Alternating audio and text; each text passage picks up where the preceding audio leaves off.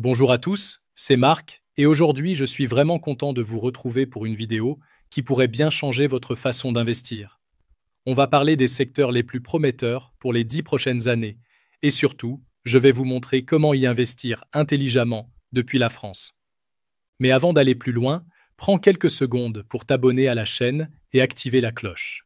Comme ça, tu ne rateras aucune de nos analyses sur les meilleures opportunités d'investissement. Alors aujourd'hui, on va plonger dans le monde des ETF et je vais vous expliquer pourquoi ils pourraient être vos meilleurs alliés pour investir dans les secteurs d'avenir. Vous savez, quand j'ai commencé à investir, j'aurais adoré avoir quelqu'un qui m'explique simplement comment accéder à ces secteurs innovants sans prendre trop de risques.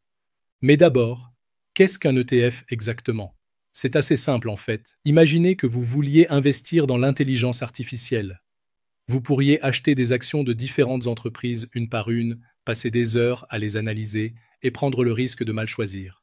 Ou alors, vous pourriez acheter un seul ETF qui regroupe déjà les meilleures entreprises du secteur. Les avantages sont nombreux.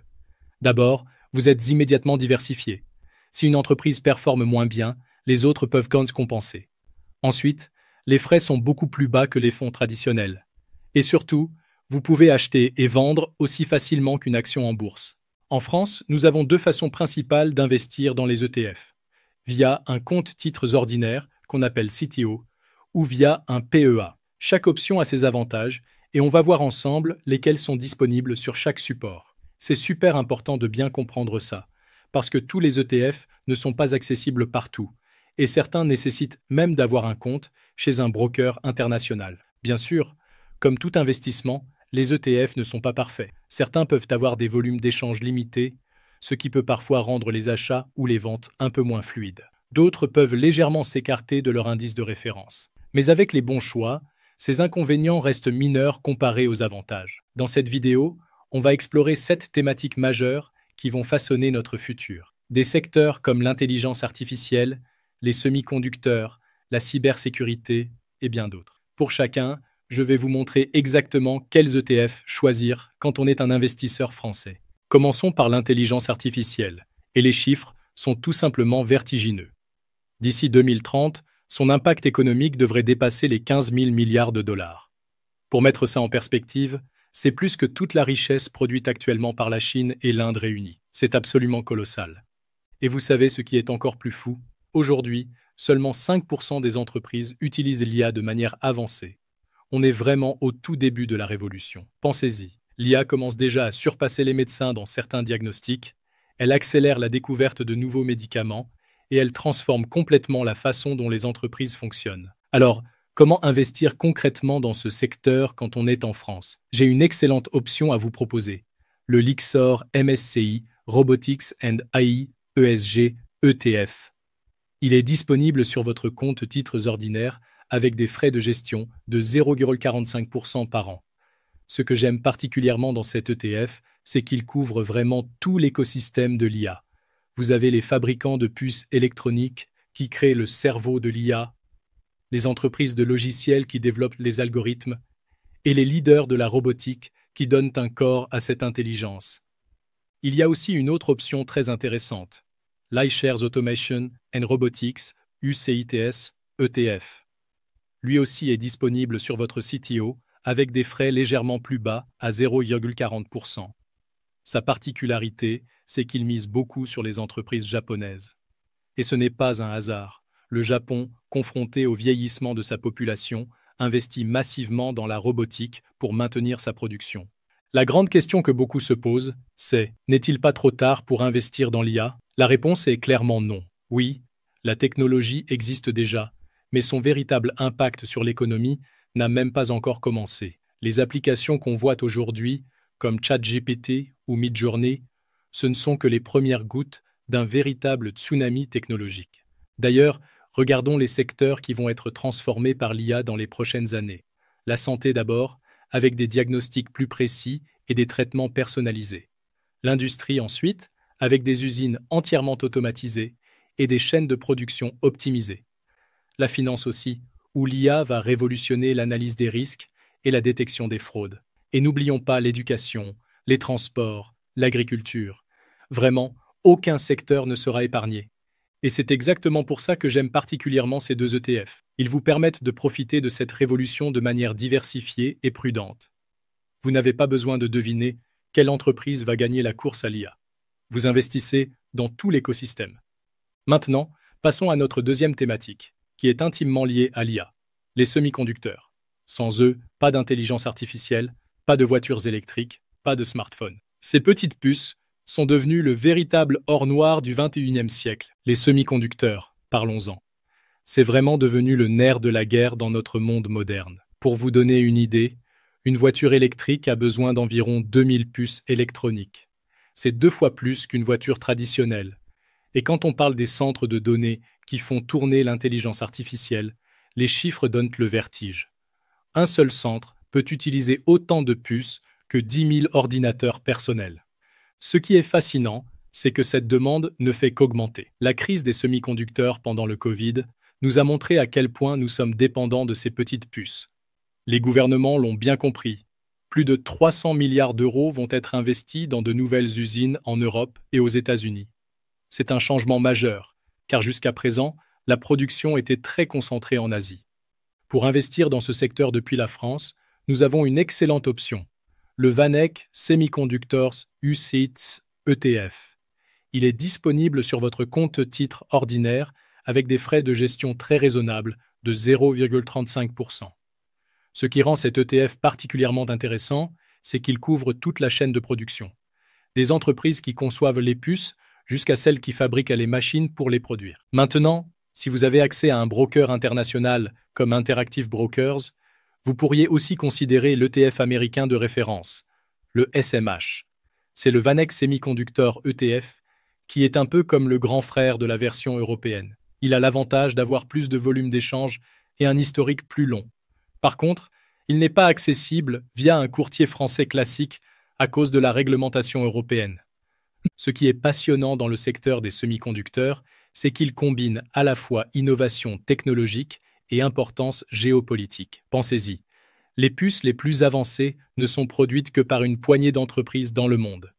TSMC à Taïwan fabrique plus de 90% des puces les plus sophistiquées. C'est devenu un enjeu de sécurité nationale pour de nombreux pays. Et l'avenir s'annonce encore plus prometteur. Avec l'arrivée de la 5G, le développement des objets connectés, les voitures autonomes, la réalité virtuelle. Tous ces domaines nécessitent des puces toujours plus puissantes et plus nombreuses, sans parler de l'intelligence artificielle qui demande une puissance de calcul phénoménale. Un aspect particulièrement intéressant du secteur des semi-conducteurs, c'est son cycle. Il y a des périodes de forte demande où les fabricants ne peuvent pas suivre, suivies de périodes où l'offre est plus importante. Ces cycles créent des opportunités d'investissement. C'est pour ça que j'aime particulièrement l'approche par ETF.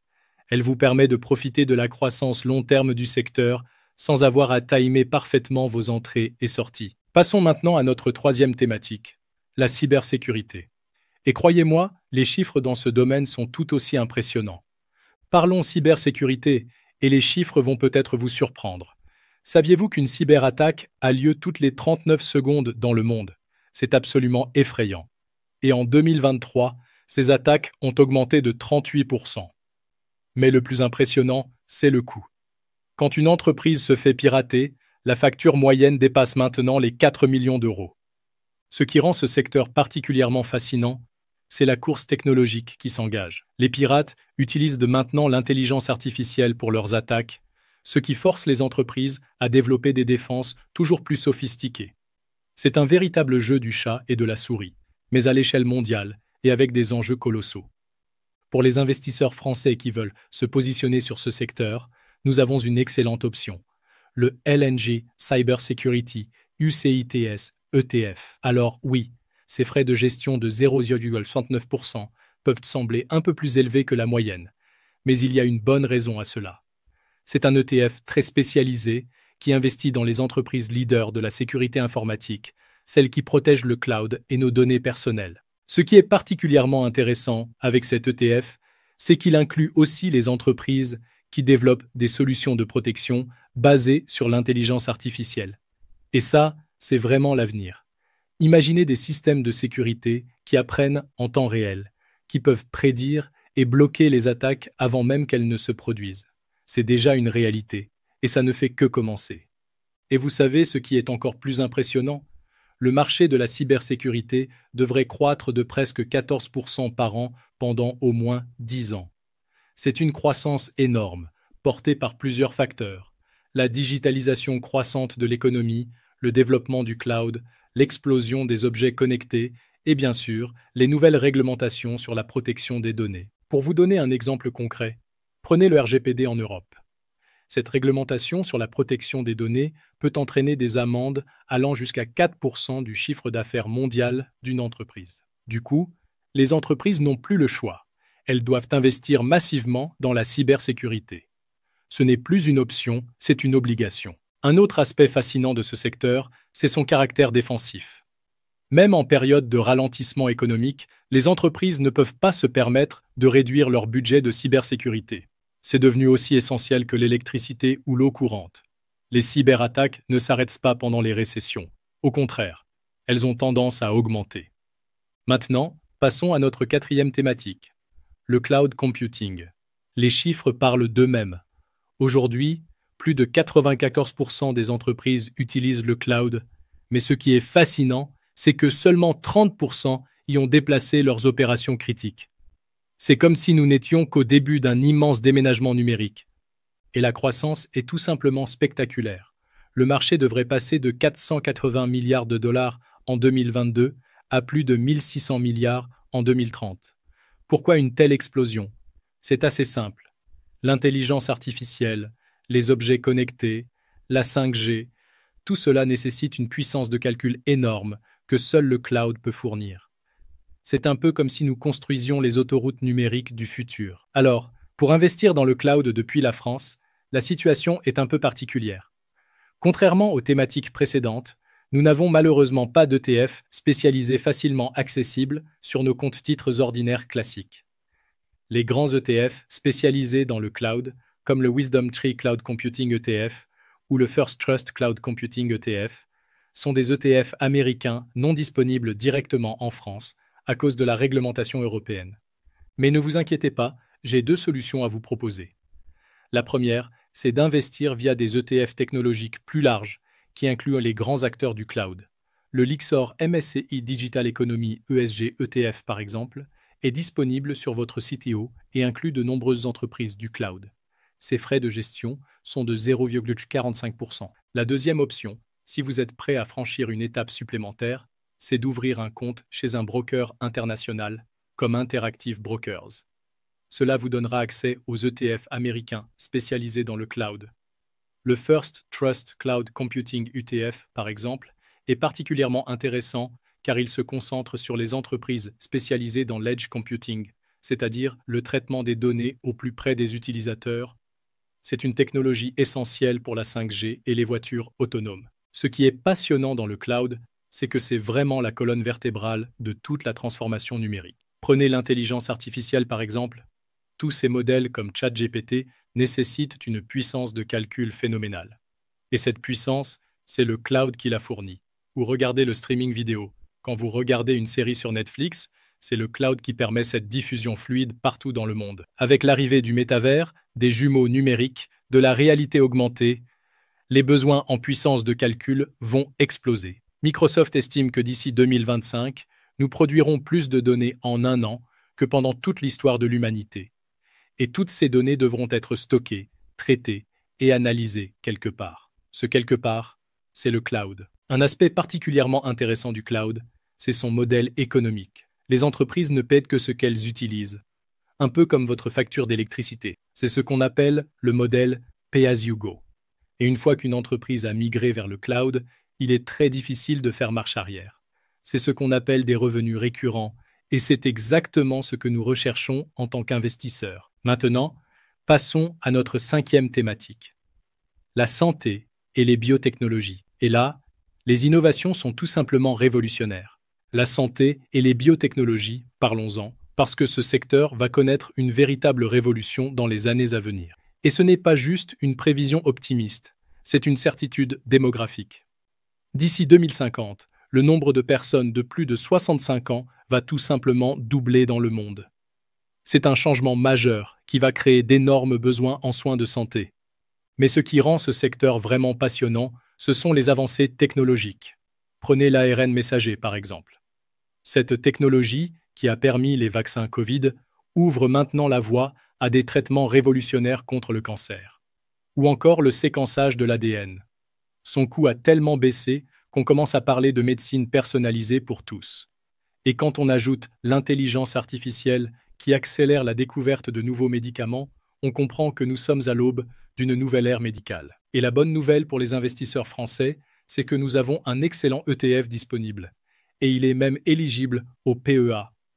Je parle du Lyxor MSCI World Healthcare ETF. Ses frais de gestion sont particulièrement attractifs à seulement 0,30% par an.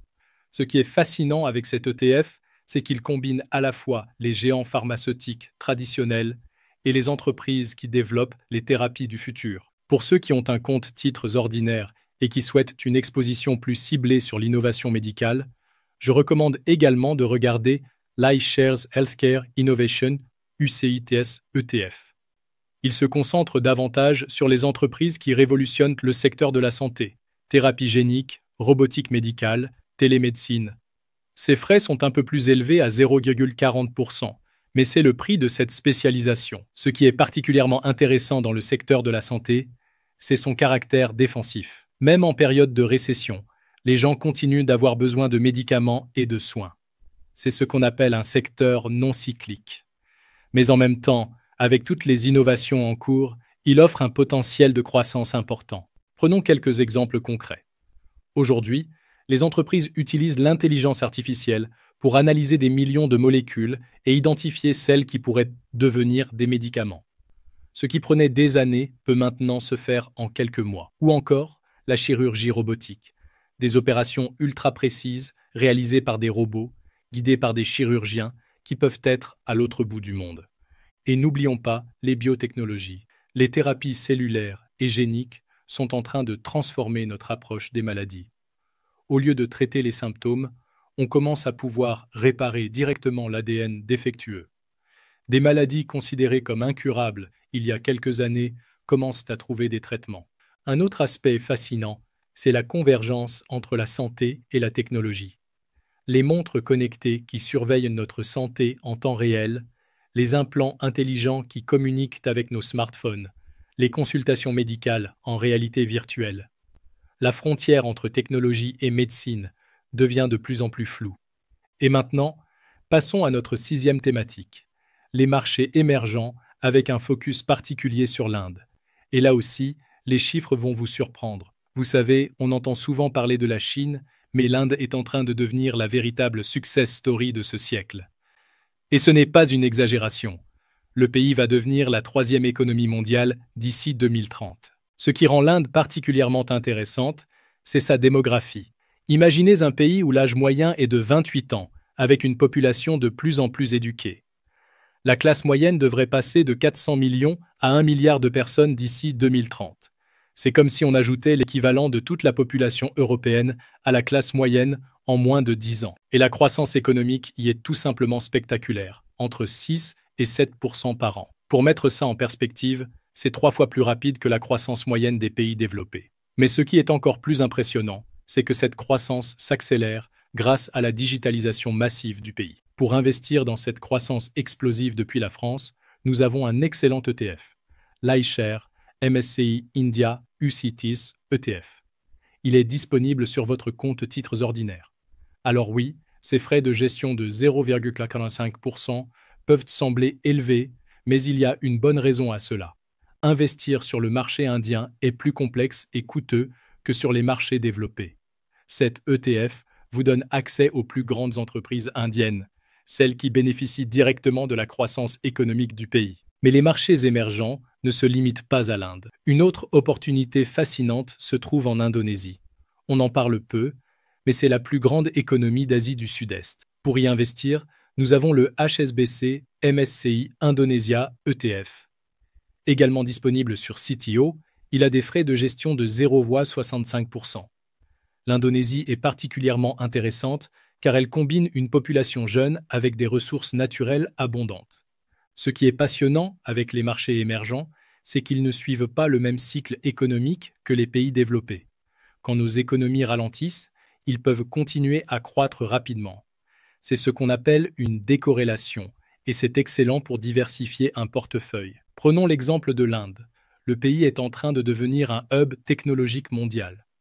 Bangalore est souvent appelée la Silicon Valley de l'Inde, avec des milliers de start-up et les plus grandes entreprises tech qui y installent leurs centres de R&D.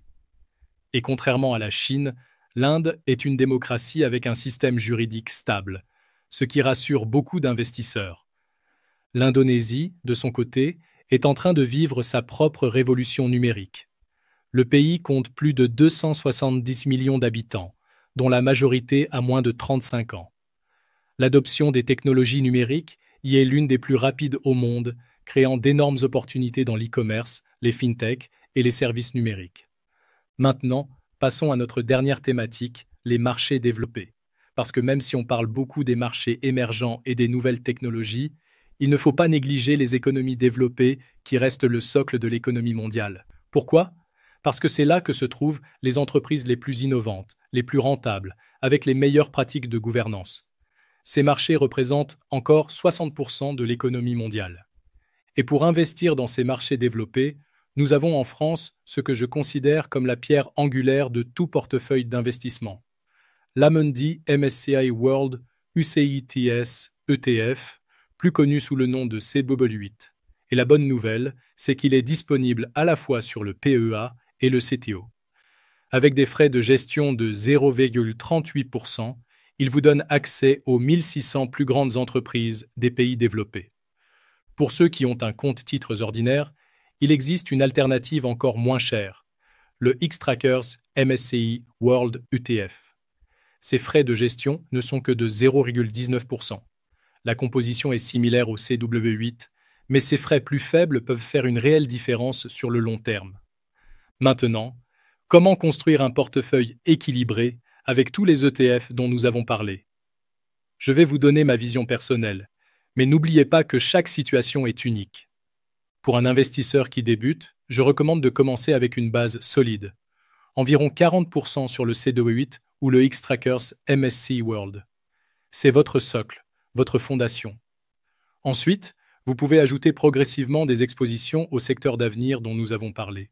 Par exemple, vous pourriez mettre 15% sur l'IA et la robotique avec le Lyxor MSCI Robotics and AI, 10% sur les semi-conducteurs avec le Vaneck Semiconductors, 10% sur la cybersécurité avec le LNG Cybersecurity, 15% sur la santé avec le Lyxor MSCI World Healthcare et les 10% restants sur les marchés émergents répartis entre l'Inde et l'Indonésie. Mais attention, ce n'est qu'un exemple. L'important est d'adapter cette répartition à votre profil de risque et à votre horizon d'investissement. Si vous êtes plus prudent, augmentez la part des marchés développés et de la santé. Si vous êtes plus agressif, vous pouvez mettre davantage sur l'IA et les semi-conducteurs. Un conseil crucial, ne vous précipitez pas. L'investissement est un marathon, pas un sprint. Commencez par investir régulièrement dans le CW8, puis ajoutez progressivement les autres ETF. C'est ce qu'on appelle le dollar cost averaging, et c'est une excellente façon de réduire les risques. N'oubliez pas non plus la fiscalité.